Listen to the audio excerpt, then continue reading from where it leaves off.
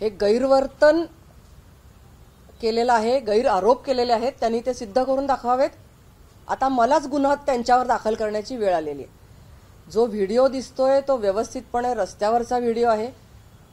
नक्कीच आम्ही त्यांना आजांचा आवाज कमी करण्यासाठी विनंती केली सगळ्यांनी जाऊन, कारण हनुमान जयंती आमचा सण होता हिंदूंचा।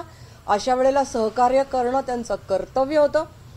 असं असून सुद्धा सहिष्णुता धोक्यात आणून, साहचर्य धोक्यात आणून त्यांनी त्या ठिकाणी अतिशय मोठ्या आवाजामध्ये अजान चालू केली होती, ज्याचा अतिशय एक अडथळा होत होता आमच्या प्रार्थनेमध्ये। आणि त्यांना आम्ही आवाहन करायला गेलो असतो, त्यांनी गैरवर्तन केलं। त्या व्हिडिओमध्ये हे पण दिसतंय की मी कानावर हात ठेवलेले आहेत त्यांचे अपशब्द ऐकून। त्यामुळे मी पण या संदर्भामध्ये पोलीस अधिकाऱ्यांशी बोललेली आहे। माझी सुरक्षितता धोक्यात आलेली आहे, या संदर्भात मी त्यांना विनंती केलेली आहे की माझी सुरक्षितता जी आहे याची काळजी घेण्यासाठी माझ्या सुरक्षा व्यवस्थेमध्ये वाढ करावी। आणि खोटे आरोप केल्याबद्दल त्यांच्यावर मी गुन्हा दाखल नक्कीच मला करावा लागेल आणि याचं स्पष्टीकरण करून त्यांनाच त्याबद्दलचं शासन व्हावं अशी माझी आग्रहाची मागणी आहे। हा व्हिडिओ रस्त्यावरचा आहे, हा कुठल्याही दर्ग्यामध्ये नाही।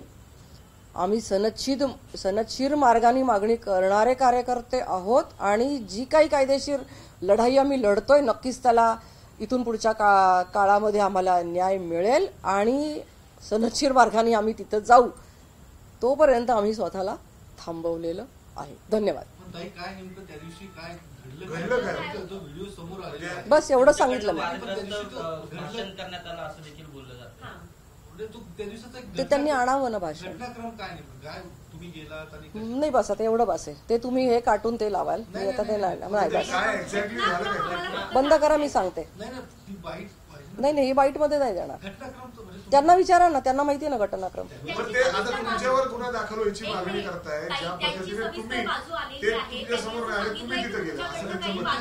अर्थातच आमचं मंदिर आहे तिथे, आमचं मंदिर, मी मंदिराच्या तिथे गेले, दर्ग्यामध्ये गेलेले नाही।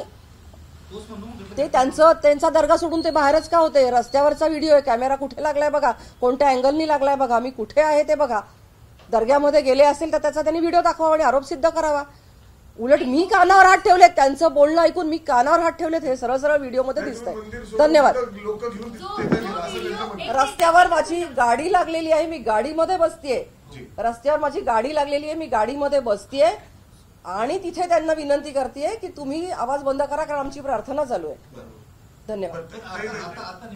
मुळामध्ये आता हा जो कायदा तयार झालेला आहे हा संविधानाचा पार्ट आहे। नक्कीच संसदेच्या सभागृहांना अधिकार आहे कुठल्याही प्रकारचा कायदा तयार करण्याचा किंवा बदलण्याचा, त्यामुळे आता हा कायदा हा दोन्ही सभागृहामध्ये मंजूर झालेला आहे। मला आठवतंय की जेव्हा 95 सालचा कायदा आला तेव्हा अनेक लोकांनी 120 ठिकाणी वेगवेगळ्या राज्यांमध्ये आणि सुप्रीम कोर्टाकडे सुद्धा या संदर्भातल्या PIL दाखल केल्या होत्या। का बरं? मग त्यावेळेला सुप्रीम कोर्टाने असं सांगितलं की याची बद्दलची सुनवाई जी आहे ही आधी, याच्याबद्दलची बहस जी आहे ती राज्यातल्या कोर्टांमध्ये होईल, हायकोर्टांमध्ये होईल। आता सुप्रीम कोर्टाने हे अटेंड केलेत मुद्दे। दुसरी गोष्ट, त्याला स्थगिती दिलेली नाहीये, हा अंतरिम स्टे आहे आणि याच्यावर 7 दिवसाच्या आत सभागृहातलं जे काही म्हणणं आहे, म्हणजे शासनाचं जे काही म्हणणं आहे या मांडण्यासाठीची मुदत दिलेली आहे आणि याच्यावर पुढची तारीख येईल आणि नक्कीच त्याच्यामध्ये शासन आपली भूमिका मांडण्यासाठी यशस्वी होईल याची मला खात्री वाटते।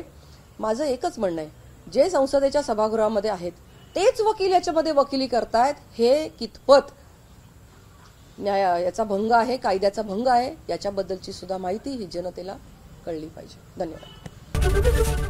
ABP माझा, उघडा डोळे बघा नीट।